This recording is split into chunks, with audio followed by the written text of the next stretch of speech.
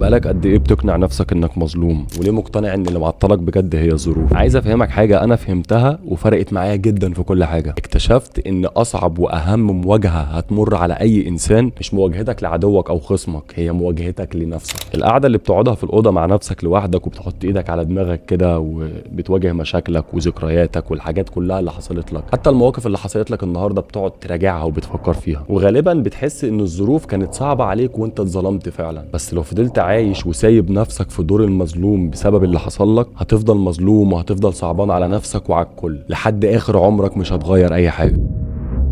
3 نقط مهمين لو فهمتهم هتتصالح مع نفسك وهتعرف تغير اللي فاضل في حياتك. اول حاجه، سمي الحاجات باساميها الحقيقيه. يعني مثلا تقول انا باخد وقت في التفكير، بس انت في الحقيقه بتكون كسلان وعمال تاجل في شغلك. قول انا كسلان وباجل في الشغل. مثلا الاقي واحد بيقول انا طيب وبثق في الناس بسرعه، هو في الحقيقه ساذج وما بياخدش باله وهو بيتعامل مع اي حد. اهم خطوه في الموضوع ده انك توصف مشكلتك وعيبك باسمها الحقيقي من غير اي تجميل. سمعت حكمه قبل كده بتقول نص حل المشكله انك تعترف بيها. تاني حاجه لازم تعرفها يا شقيق بقى، بص انا اسف بس بصراحه كده انت بتحكي لكل الناس اللي تعرفها قصه حياتك الحزينه، والناس بتشوفك يا عيني ده ضحيه، ازاي بتعمل معاه كده؟ افهم ان ده مش حلو في شكلك كراجل، والحل هنا لازم اديهولك عشان تفهم وتظبط شخصيتك وغلطاتك. عايزك تحكي القصه اكنك انت الطرف التاني اللي اذاك مثلا، وتشوف انت كانت ردود فعلك عامله ازاي، وهنا غالبا هتلاقي اللحظه اللي انت كنت فيها غلطان. تالت واخر واهم حاجه دي بقى بالذات فرقت معايا بجد، اكتب اكتر 3 حاجات في شخصيتك بتضيع عليك فرص شغل او علاقات،